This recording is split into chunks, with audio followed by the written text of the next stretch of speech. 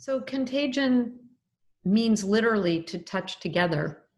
And it was used early on more frequently for ideas than germs. I think of it as a literal analog to what it means, to the experience of being human. We are all social beings, and we are all very much in contact with each other. We have a great need for each other, but we also represent a danger to each other. So contagion was a concept in early sociology at the turn of the 20th century, the idea of social contagion.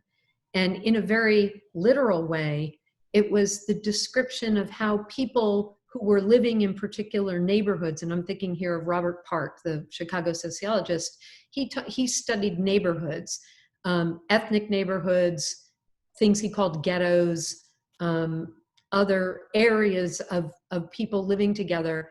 And social contagion was how ideas and affects and beliefs about the world circulated in these living groups. Early social theorists of religion like Emil Durkheim and Sigmund Freud, in their studies of taboo and what holds a civilization together, used contagion to describe how something that was taboo and in being taboo also sacred was seen to be somehow contagious, that it had almost a magical quality to it that manifested in this enormous power. So it was both something that was enormously attractive and dangerous at the same time. So the same time period, late 19th century, right, is when the idea of, when it was increasingly demonstrated by people like Pasteur and Koch, that there were germs, there were microbes that were not visible, that passed among us, and that this was the source of contagion. And once you have that materialization, you have a very strong analog for people who are trying to understand how groups come to share beliefs and biases and how ideas travel. You can see this in the work I've just described, right? You can see this in the work of Robert Park, who had been a journalist who had covered some of these early public health theories and public health situations. And you can see in the way that he then goes on to talk about social contagion, how that early experience influenced the way he understood and materialized the spread of other invisible things that couldn't be made visible in the way that a microbe could. There is no technology that can, you can visually see an idea. But by using the notion of these microbes, he could make more visible how ideas and beliefs circulate. Another really important concept in those early years is what's called in sociology the carrier. So you have the healthy carrier who is spreading disease without being sick. And in sociology, a person who goes from, who doesn't belong to just one interest group, but who, say, take a high school, a kid who can hang out with the athletes and hang out with the artists and has friends who do drama and is going among them and begins to form links among these groups, is called a carrier in sociology. And that also comes from this idea of the disease carrier, especially the healthy carrier.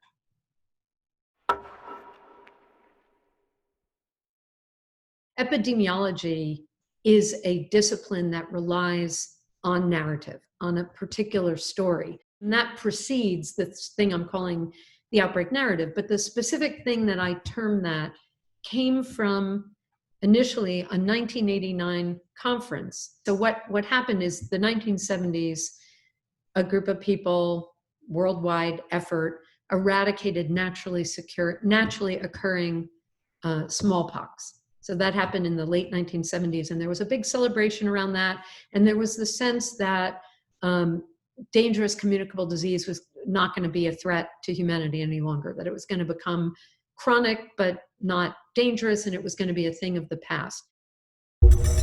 While they were saying this, these hemorrhagic fevers and other very dramatic diseases to which there wasn't any or much herd immunity. These were often novel or novel microbes or microbes that hadn't been around for a while. So there was very little or no immunity, began to pop up, and they were devastating. There are things like Ebola and Marburg and hantavirus, the Hanta fever. And then of course, HIV. So they had a conference in 1989 to say, like, what are all these emerging infections? And they coined that term, emerging infections, and it began to circulate. And it circulated from scientific publications into science journalism, into mainstream journalism, into popular fiction and film. And what I do is track that circulation and show how certain images, rhetorical images, a particular vocabulary, visual images, and plot lines became conventional and became this thing I call the outbreak narrative. It has certain features. It's got a geographical component. It moves from what, for lack of a better word, we would call the global south to the global north, even though that, so the threat moves from the global south to the global north, which is not historically accurate, but that's how the narrative works. Expertise moves in the other direction. It involves a very strong sense of us, them, stigmatizing certain populations, behaviors, places as unhygienic, as dangerous. We see that in the COVID-19 situation of wet markets in China, right? And there may be a grain of something that allows that assumption to emerge, but it emerges with much more force than can be supported. It often involves stigmatizing particular people and populations who are seen as carrying this disease. And it has to be species threatening. It's got an apocalyptic quality. Like, you couldn't have an outbreak narrative about a circulating cold. So it has to be a dramatic threat to the population. Outbreak, the term, circulated because of or became part of that vocabulary because of the 1995 Wolfgang Petersen film Outbreak and the 1994 Richard Preston nonfiction science journalism Hot Zone. I want to get back for a moment to this apocalyptic quality, because this is, I think, the core of the situation, of the outbreak narrative. And that is that the 1989 conference said that this notion of disease emergence was caused by globalization, right? That there was a shrinking world in which transportation had improved and we were all in much closer contact than we had been in the past, and goods and people were circulating with increasing frequency and intensity at the same time that the population was growing, and we were spreading into areas that humans had either not inhabited or had only sparsely inhabited in the past. And so those two things together, globalization and expanding population and development, were important factors, or key factors, the key factors in causing these outbreaks of these devastating diseases and in threatening for them to become pandemic. And they said, we cannot just think of this as a problem for science and medicine and epidemiology. We have to change our day-to-day behaviors. We have to change our global practices. We have to think differently about how we are inhabiting the world. But the message that came out as it became this outbreak narrative was in fact undermined or obscured that point, because what ends up happening in these scenarios, most of them in the fictional, or you can see it most clearly in the fictional scenarios, is it becomes an apocalyptic battle over the fate of humanity between scientific medicine and epidemiology on one hand, and a kind of animated microbial warfare is the scientific metaphor that generates this on the other. And in the end, scientific medicine and epidemiology win. That's how the narrative ends. And the problem with that is that it tells human beings scientific medicine, epidemiology will solve this, technology will solve this. We really don't have to change our day-to-day practices. And the dangerous thing to me about the outbreak narrative, besides the obscuring of human responsibility for the problem, right? Once you animate the microbe and you're at war with the microbe, and what I love about popular fiction and film is that it acts like a magnifying glass, and it takes the metaphors and images and vocabulary and plot lines embedded in the science and journalism and blows them up into a full-blown scenario that we can then see how it works and the implications of it. So it's very useful that way. The danger of it, besides the obscuring of, are three things primarily: the obscuring of human responsibility, obviously the stigmatizing of populations, places, behaviors, and so on, but also the narrative that the 1989 conference was trying to tell, and more progressive even people like Paul Farmer had been trying to tell, right, medical anthropologists, is that this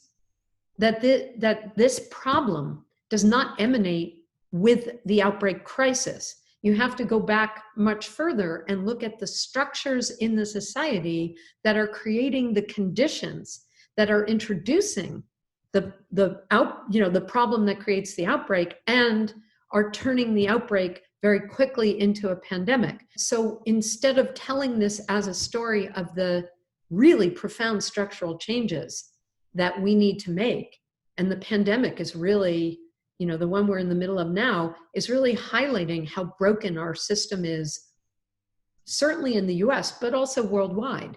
The inequities, who suffers more, who's more responsible for creating the problem, and who's more likely to suffer from the problem. And all of those things are the things that need to be addressed, instead of saying, well, science, technology, epidemiology will take care of all of this.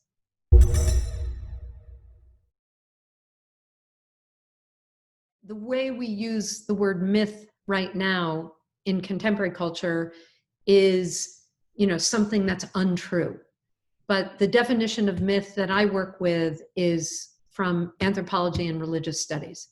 So I am talking about origin stories, and there's a term that historians William McNeill and Joseph Mali use called myth history, where they talk about the way a history of any collective has mythic dimensions because it circulates a set of beliefs as truths. So I do think that the outbreak narrative has very important mythic features, and they go back to this question of science and technology and medicine versus the animated microbe, which is kind of often an earth spirit. The animated microbe is often environmental and speaks on behalf of the planet and the damage that human beings are doing, which is also a way of demonizing environmentalism, which is another danger of the story.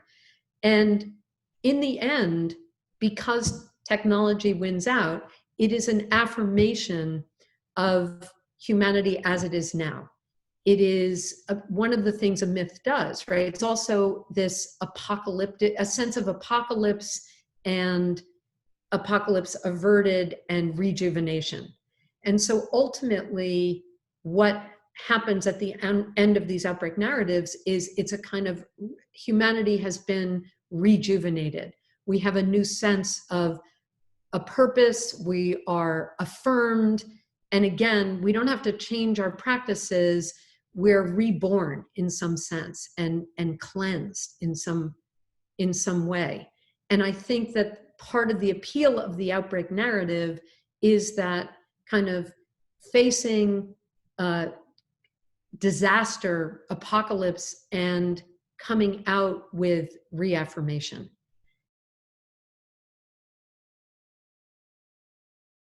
The outbreak narrative as myth, or the outbreak narrative, gets people to act in a certain way, which is, in this case, not to make the changes that need to be made.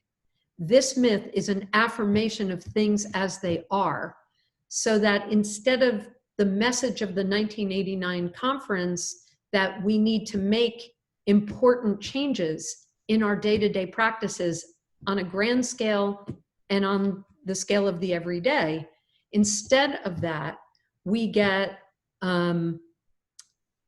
things are, we're doing well as we are, and our science, our technology, our medicine, our know-how will save us. We are the epitome, we, the global north, we are the epitome of civilization, and we're doing just fine as we are, and rah-rah humanity. I am absolutely pro technology, science, epidemiology. I am grateful for the efforts, the heroic efforts of people who are putting themselves at risk, of people who are doing this amazing work. I am delighted people are doing research on treatments for COVID-19, on developing a vaccine, on and I think quarantine is a very, very important thing, and we should do it as long as we possibly can until there are treatments and preventatives.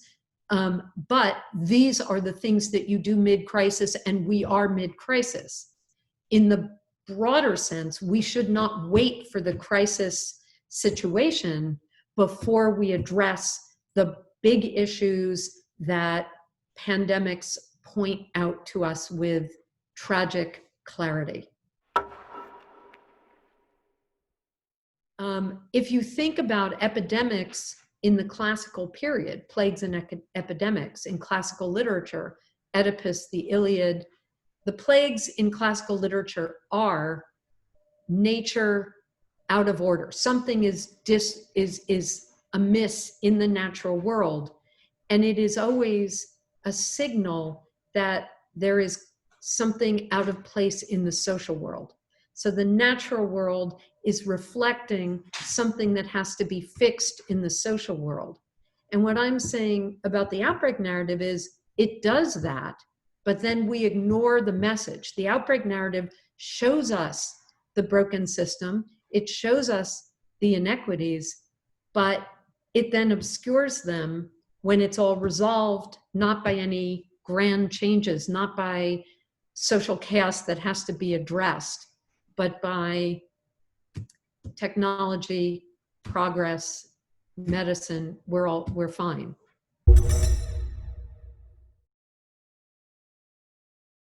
So the carrier has a very, and there are two major figures in my book of carriers, and one of them is Mary Mellon, who becomes known as Typhoid Mary, and the other is Gaëtan Dugas, who is a French-Canadian flight attendant who becomes known as Patient Zero in the HIV pandemic. Both of them are very important figures to public health. So Mary Mellon was the first identified healthy carrier of typhoid in the US.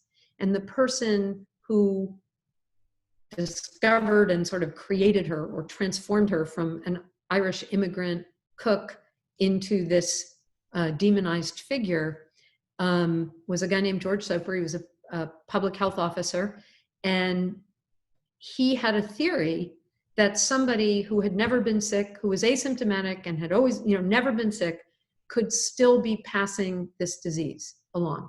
And Mary Mellon was the figure that demonstrated that. And the problem was that he's telling that he approaches this woman, he tells her that she's making all these people sick, and she's even killed one of them. These were people from families where she had lived and served as a cook, and she had been very close to these families, and she had no reason to believe this. This was a scientific theory, and it was brand new. This woman's, a cook. She had no reason to believe it was true, and they wanted to remove her gallbladder, and she just, these people were oppressing her from what she could see.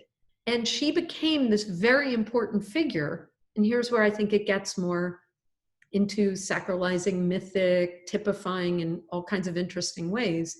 She becomes an important figure because she embodies a fundamental public health dilemma, which is, if she is a threat to the public, do we have a right to violate her individual rights? And in the US, those individual rights are really fundamental to people's sense of what it means to be American. And so she's a danger to the public physically because she is sowing this disease, presumably, but she's also a danger if she becomes a precedent that on, a guess, people can violate someone's rights. They can imprison them. They imprison her basically in a contagious hospital. They can imprison her. They can force her to do certain things. They can circumscribe her motions. They can tell her she can't continue to earn her living in the only way she knows how. So she becomes this dilemma of the right or the responsibility of protecting the group physically, medically, and the responsibility to protect the civil liberties, right, of individuals living in this group. So that's the way in which these figures are very interesting and get pulled into the story as somehow embodying the fundamental, you could say tragic, to invoke the classical link, tragic dilemma that public health poses. They are also scapegoats and figures of, they're stigmatized. They come to embody the disease itself, and they are invariably from discriminated against populations. So this woman is an Irish immigrant and she's lower class. Gaetan Dugas is a homosexual, right? He's gay.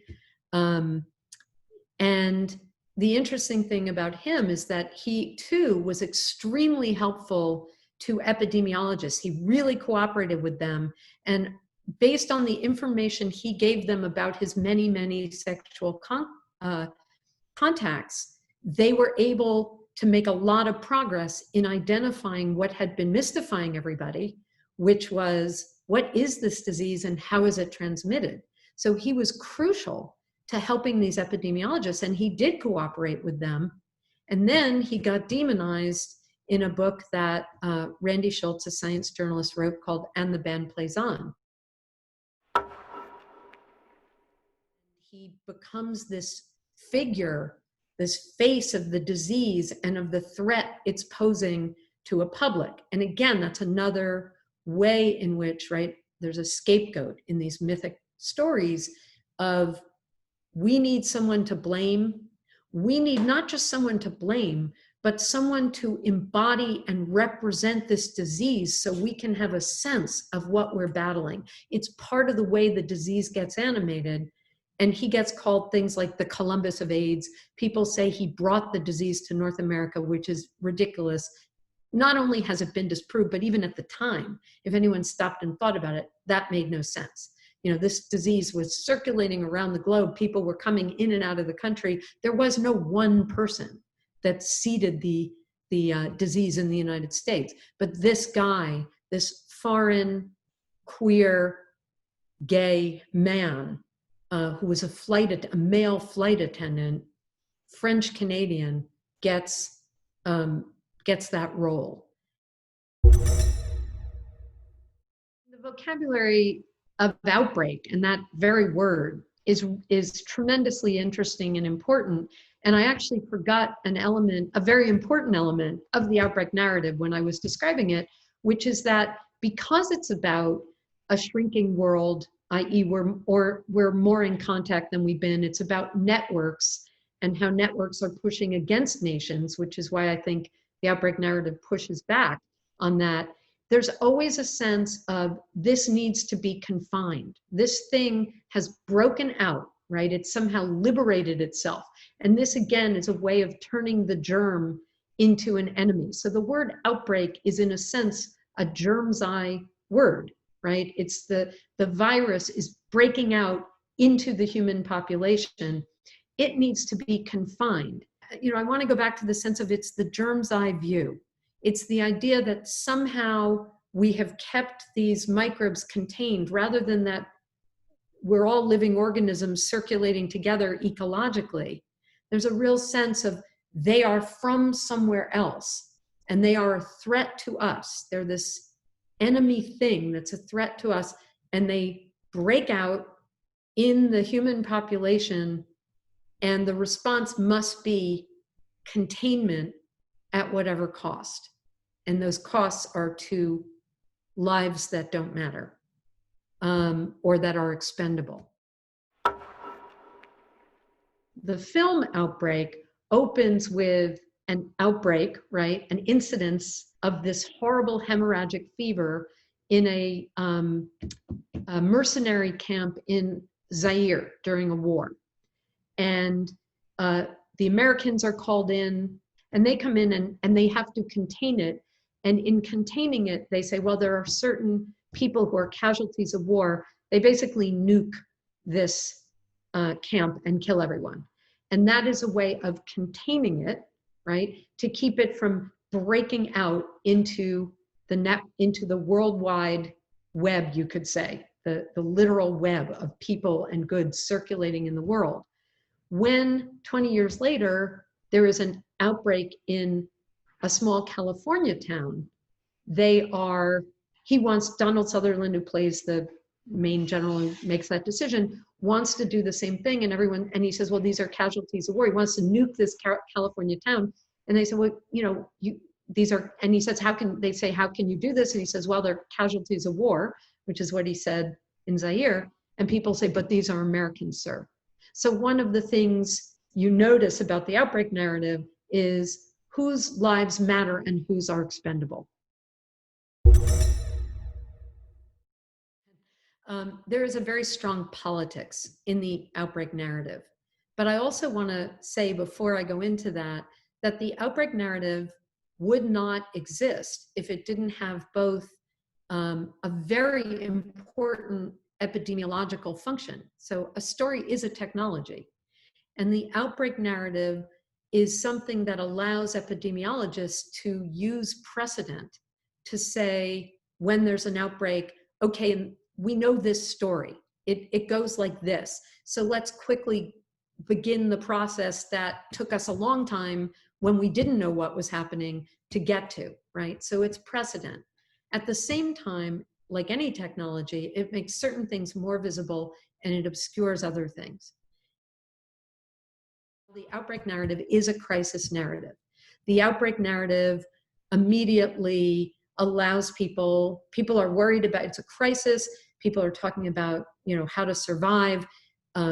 You immediately start the production start research towards finding a cure, finding pharmaceuticals, finding treatments, developing a vaccine. It justifies quarantine. People are willing, and this gets back to this public health question, they're willing to suspend civil liberties in places like the US much more than usual because of the health reasons.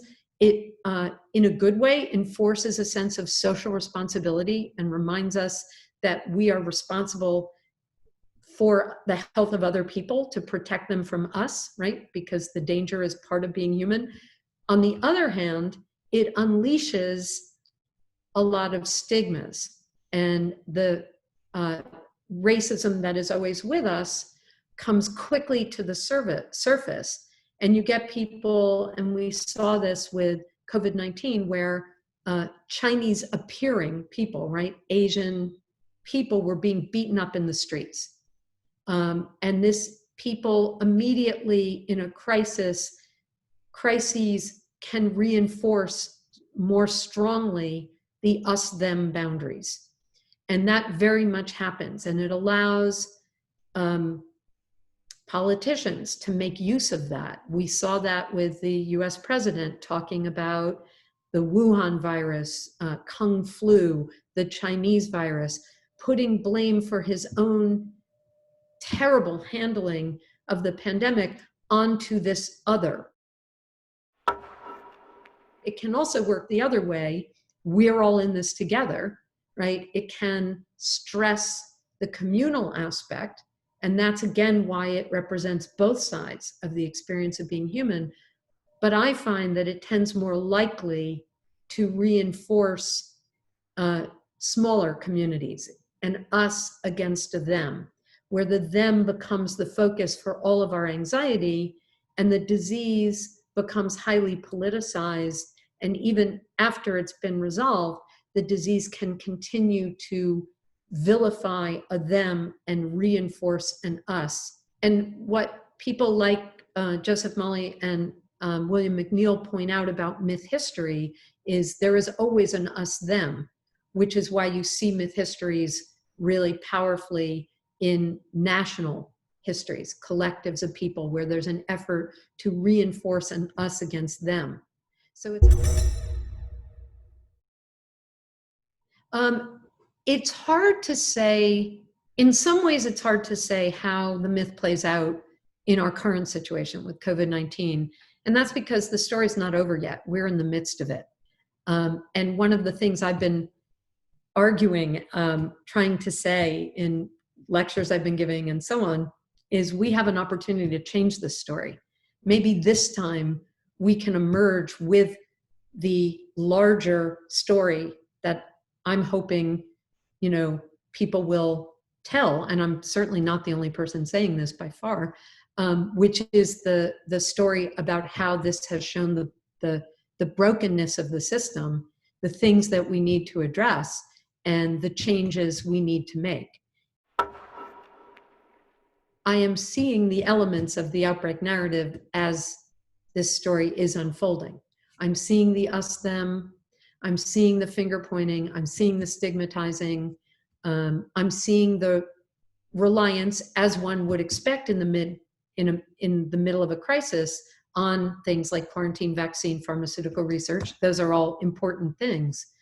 I'm seeing some conversation in the mainstream media about these larger social issues and how it's pointing out, say in the US, the intense racism that plagues this country. There's my disease metaphor. But whether that will translate into an overall different story about this crisis, this phenomenon. Crisis is a turning point, right? Which way we're going to go, we'll see. And whether we will come out of this, we in the US, we in the world, will come out of this and begin to address the problems that we have been pushing aside, like climate change, like environmental devastation, like resource exhaustion, like in some countries like the US, lack of universal access to healthcare, like global poverty. All of those things that we should be addressing are factors that have gotten us where we are now. Will we recognize that enough to change the story and do something about it? I don't know.